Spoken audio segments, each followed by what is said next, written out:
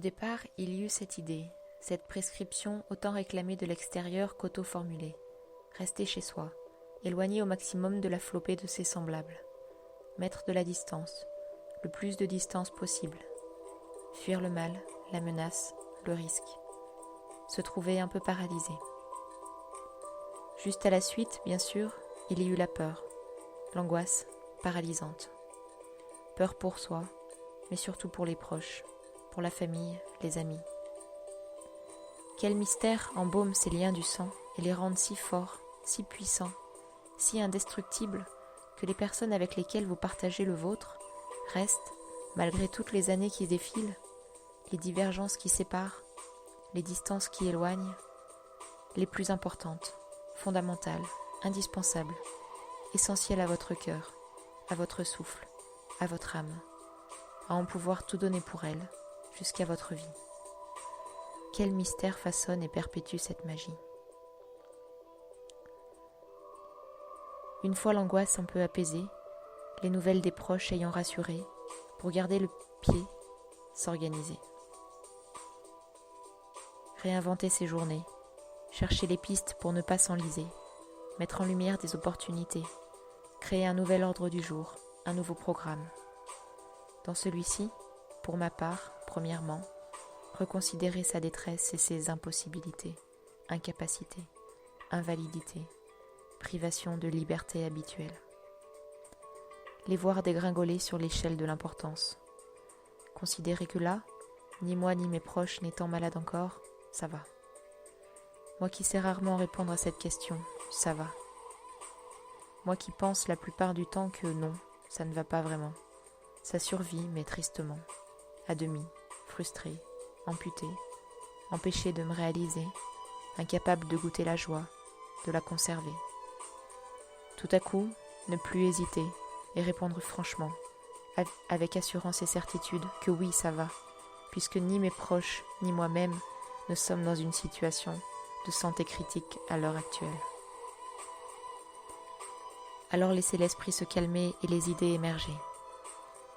Prendre le temps de lire tout ce que l'on voudrait lire depuis si longtemps, d'écrire si on le peut, de revoir ou de trier des photos, de repenser à des objets, à des projets, de faire du ménage, du tri dans son appartement, le point sur ce qu'on possède. Utiliser enfin des aliments qui traînent depuis trop longtemps dans les placards et trouver que c'est bien chouette en fait de les avoir. Se faire des playlists de musique inspirante, calmante, s'exercer à se créer un cadre à partir d'aucune obligation extérieure, à partir du vide.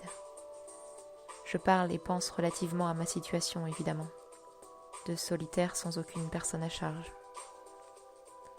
Et puis, comme une évidente priorité, sentir et honorer ce besoin de communiquer. À distance oui, mais le plus possible, plus que jamais. Renouer des liens délaissés, prendre des nouvelles, alors qu'elles manquent souvent dans le quotidien habituel. Éprouver l'importance inestimable des proches, des amis, même loin de nous. Retrouver la valeur des choses, la hiérarchie des priorités, chercher à apprendre et à grandir de cette expérience. Bon, personnellement, je dois avouer que mon mode de vie ne se trouve pas fondamentalement bouleversé.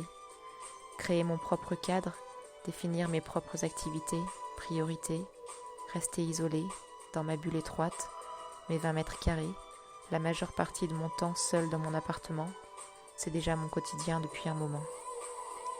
La différence étant peut-être que là, je me sens moi seule à expérimenter ce mode de vie, et je crois même que cela me soulage. Quant à habituel, je garde au fond une culpabilité et un malaise de vivre ainsi mes journées, de m'inscrire dans l'attention exacerbée de mes besoins, de mes envies, de ce suivi de mon rythme, de sa lenteur fréquente, de rester à l'écart, loin des foules, loin des autres et de l'agitation, comptant quasiment sur les doigts de mes mains mes contacts hebdomadaires. Mais encore plus qu'en temps normal, avoir envie de sortir, longtemps, le plus possible. Profiter de cet extérieur, de ce soleil, de ce printemps déjà si chaud, trop chaud. Profiter de la liberté relative de mouvement qu'il me reste et avoir du mal à rentrer, poussé et tiraillé par la crainte de m'en voir de plus en plus privé, d'envisager jusqu'où la privation pourrait aller.